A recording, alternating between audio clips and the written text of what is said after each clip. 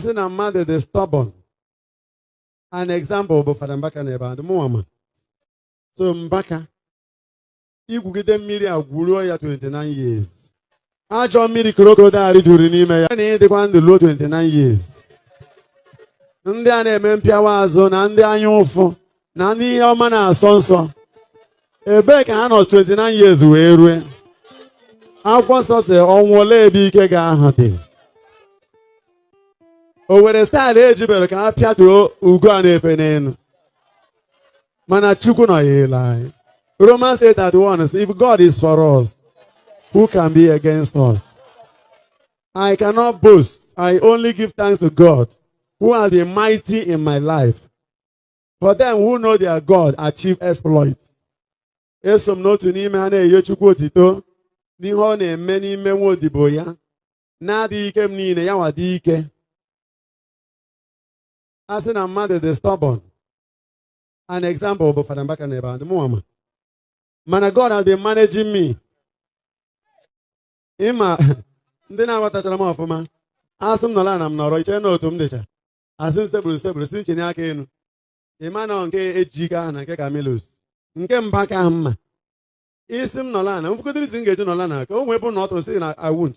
Ị ga-egbu m. Ịma ntịrị m ihe nụ. Ịma mma unu ma ọla tupu aka gị na-eru m na ntị. Ịghọtago. So, mana Chineke bịa jiri aka na-agọ nkịta ọdụ.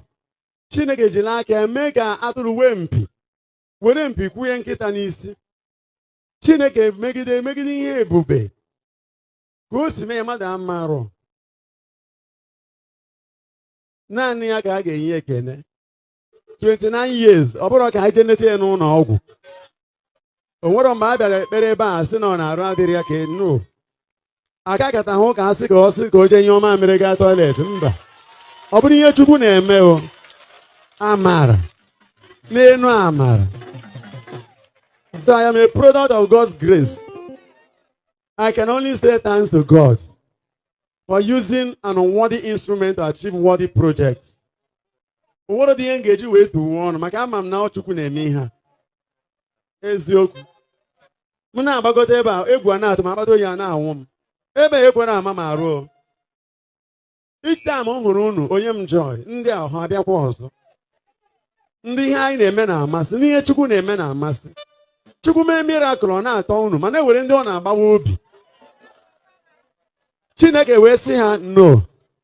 Maka onwe ndị si na oge nchiche fada ka a na-ama aka ọ bụrụ na ọ lụrụ ihe a 1 year. A na-amakwa ya ka aka ọ. Ofu nwoke tiekwara aka sị m ka anyị ma ya m lụrụ okwu ihe a 1 year. Praise the Lord.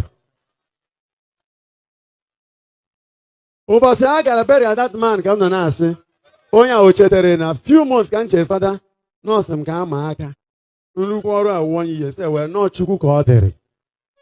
Ejere m sị wee na m ga-alụrụ mama marụ sị ọ Chukwu ka ọ dịrị ikwu onye ga-anọrụ. Nsị na anyị dịrị du ndụ tata bụ miracle. Ekene ka dịkwara Chukwu. Ọ sị ma ihe a ka m kwuru. Nsị wee na Philippians 1:6 sị na Chukwu bidola ọlụ a ga-alụrụ ya n'isi. Ọ sị m mgbe m na-anaghị ekwu otu Baịbụl. Nsị na Matthew 28:20 sị na ya ga-anọnyere m ruo njedebe nke ụwa. Ọ sị m otu a ka m si wee ghọta ya. Nsị wee na akwụkwọ nsọ sị na no weapon fashioned against me. Isaiah 54:17 ntụ ha were Baịbụl. M were Baịbụl wee sawa okwu ahụ maka ọchị na-asị okwu. So far, so glorious to God. Ọ bụrụ ihe anyị ga-alụ n'abalị a bụ isi Chineke thanks sir. Ọkaka imela. So in this votive mass to the Holy Spirit, I thank you for your support. I thank you for your prayers. I thank you for your solidarity. I thank you for the volume of love you are showering on me. It can only be found in the adoration ministry, where children love their daddy to this level.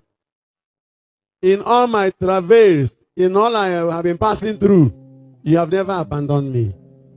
You are instruments of encouragement. You are like Barnabas to my priestly life.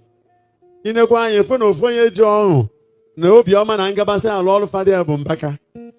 Ọ naghị eti m eti o. Anyeye o. Ọ bakwa na m chọrọ iji fada.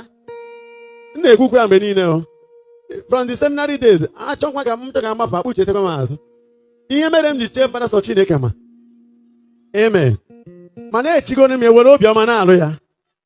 Para onwe m sụye na ya bụ ọrụ. Ụtụtụ ehihie na abalị anọkwa m n'ọrụ ahụ. Eluigwe kwụnye m n'ọkụ for 29 years. Ayeye o.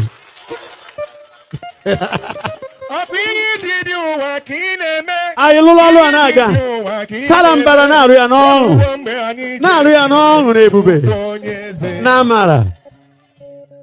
Iwere ikikere na ike mmụọ nsọ na-arụ ya. Challenging forces of darkness. Opposing enemies of the poor masses. Ọ nọgide dịka ọkọ dara ibube. Mana ọnyụlọ. Mmụọ nsọ gbanye anyị wisdom eji arụ ya bụ ọrụ. Nyekwazi obi ike, courage. Ekenere m Holy Spirit na ihe o mere nke ọma. N'elu such a poor, small, pauperous boy from Aganoka, oldest Igbo Mbaka family. Ọ bịa nwụrụ m nnọọ ka wa wii. Sheme echichi onye ka m bụ. A wine tapper. Who am I? And what is my family? That God has led me so far. Ọ bụrụ na ike mmadụ so onye na-enwe anya ụfụ gaje gbara ọgwụ ya ṅụọ. Ihe ka na-ebido.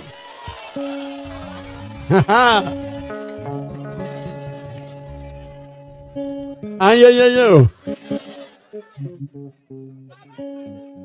o were mmanya papa ma ọ dị two species. O were nke anyị ga-anwụta ịṅụọ ya mgbe ọ dị fresh. Ọ kwatuo gị. Mana e were nke ọzọ ịṅụọ ya mgbe ọ dị fresh ọ dị ka mineral ka ịṅụ. Mana ichezie ọkata ahụ n'ime mgbede mgbe ahụ ọ kara ahụ ịṅụọ 3 tumblers ọ pịatuo gị. Anye. So I think I'm combining the two. Anyị na-abanye na another stage.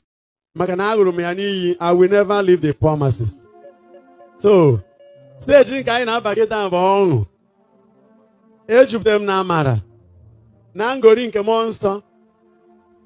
Ọ bụ na ị nọ na mmụọ na-ema ifu na m na-efegharị ka ugo. I am glad. The dynamism is there. The spiritual enthusiasm is still there. I'm not discouraged for even 1 second. And nothing is perturbing me as I'm speaking with you. God is getting me ready to challenge the challenges. So, ọrụ a, kago Chukwu obi. Oyiri ya ba awọrọ, yikwesị m. Wee sị na m ga-ebu ya bụ ihe, ọ ya mere m gbasị fada Njọkụ nwụọ.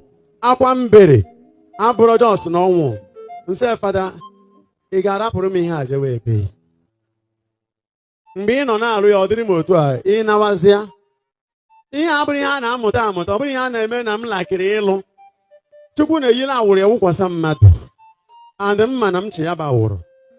Ọ ya mere onwere onye na-akụja m obi. Amụbere ụdị onye ahụ. By the grace of God. So na m na-enye Chukwu ekene n'ihe ọ na-eme. O nwere ọnwụnwa ga-akarị m ga-abịara m by the grace of God. Unu ama nghọta, agba nke anyị na-abanye, anyị mechaa mbọsị ụka ga-abụ another stage. Anyị apịakwa ya bụ ịgba n'ọrụ. So ekenere m unu biko. Si nwanne gị anya kesị na dadi na-ekene gị. Na nkwado unu. Chukwu gọzikwa unu. Unu niile, in one way or the other, you have contributed so far, so wonderful. Thank you.